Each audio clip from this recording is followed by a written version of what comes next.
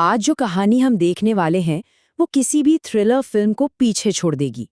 ये एक ऐसे सैनिक की अविश्वसनीय यात्रा है, देशभक्ति, धैर्य और एक ऐसे बलिदान की कहानी जो शायद ही किसी ने सुनी हो। अब सवाल ये है कि क्या कोई भूत जंग जीत सकता है? सुनने में अजीब लगता है ना? पर यकीन मानिए, यही सवाल इस पूरी कहानी की जान है। ये एक ऐसे युद्ध की दास्तां है जो हथियारों से नहीं, बल्कि खामोशी से, एक तक निगाह से और लंबे इंतजार से लड़ा गया। टिक टिक करती घड़ी, 15 साल का एक राज जो बस फटने ही वाला है। जरा सोचिए, एक भारतीय सैनिक 15 साल से कैद में, और एक दिन वो चुपके से एक ऐसी साजिश सुन लेता है, एक ऐसा विनाशकारी हमला जो हजारों जाने ले सकता है। और सबसे बड़ी बात, वक्त बहुत कम है। और ये कोई छोटा मोटा हमला नहीं था, नहीं, ये एक बहुत बड़ा, बहुत ही खौफनाक ऑपरेशन था। और उस पूरी योजना की एक एक डिटेल जानने वाला अंदर का सिर्फ एक आदमी था, हमारा वो सैनिक। सोचिए, बस वो अकेला था जो इस तबाही को रोक सकता था। लेकिन सवाल ये उठता है कि वो सैनिक आखिर इस हालात में पहुंचा कैसे? अच्छा, इसे समझने के लिए हमें कहानी में 15 साल पीछे जाना होगा, एक ऐसे लंबे और दर्दनाक सफर पर जिसकी शुरुआत हुई थी सीमा पर हुए एक धोखे से, एक घात से। तो कैद में उसकी जिंदगी कैसी थी? शुरुआती साल तो जैसे जहन्नुम थे। उसे पकड़ लिया गया, सबने मान लिया कि वो मर चुका है। सालों तक उसे ऐसी ऐसी यातनाएं दी गईं जिसकी हम कल्पना भी नहीं कर सकते। रोज अपमान, जबरदस्ती मजदूरी और मनोवैज्ञानिक तौर पर तो उसे पूरी तरह तोड़ दिया गया था। भागने का कोई रास्ता नहीं था। उम्मीद उम्मीद तो जैसे खत्म ही हो चुकी थी।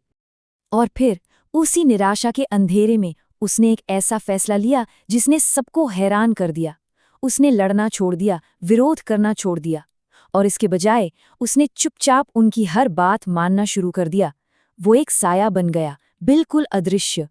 पर यह हार मानना नहीं था, नहीं, ये जिंदा रहने की उसकी एक नई रणनीति थी। ये जो 15 साल थे ना, ये सिर्फ गुजरे नहीं, उन्होंने उससे अंदर से पूरी तरह बदल दिया था। ये एक तरह का दिमागी मैराथन था।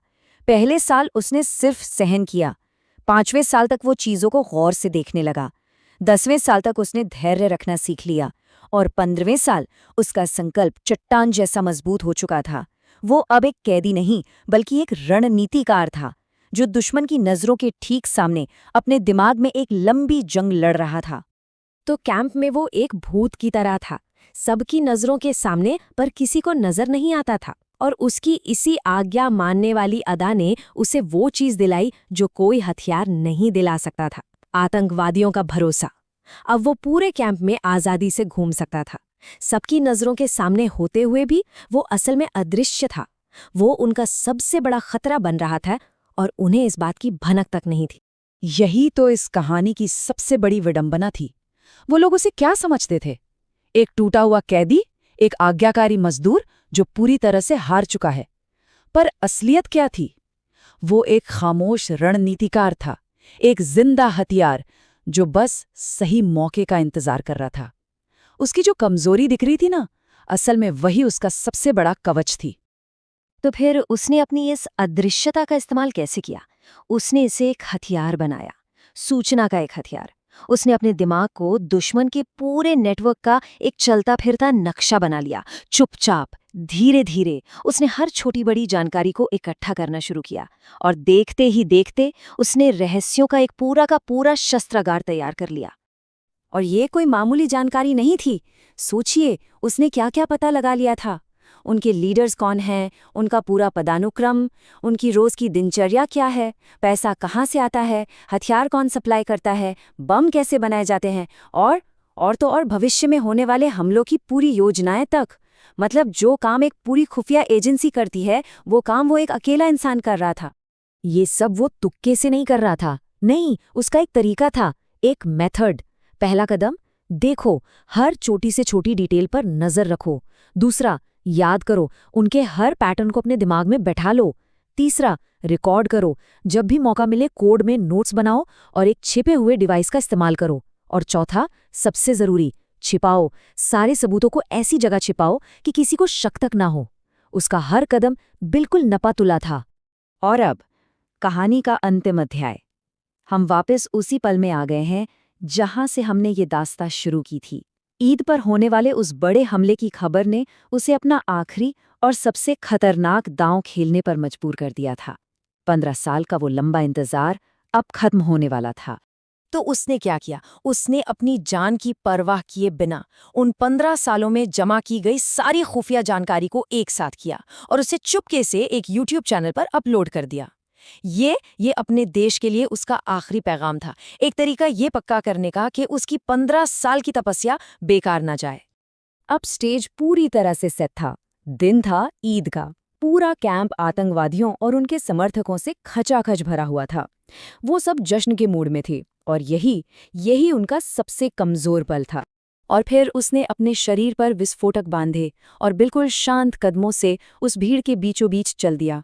अपने आखिरी पलों में उसका कोई नाम नहीं था, कोई पहचान नहीं थी। उसकी पहचान थी तो बस उसका देश। और फिर उस धमाके से ठीक पहले हवा में सिर्फ एक आवाज गूंजी, सारे जहां से अच्छा, ये हिंदुस्तान हमारा।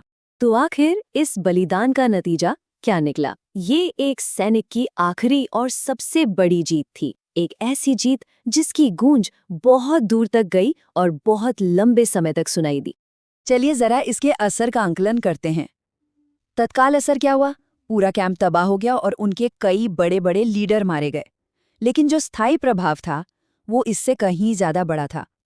उसकी दी हुई जानकारी ने उनके पूरे नेटवर्क की कमर तोड़ दी, उसे बेनकाब कर दिया और न जाने कितने ही भविष्य के हमले होने से रोक दिए।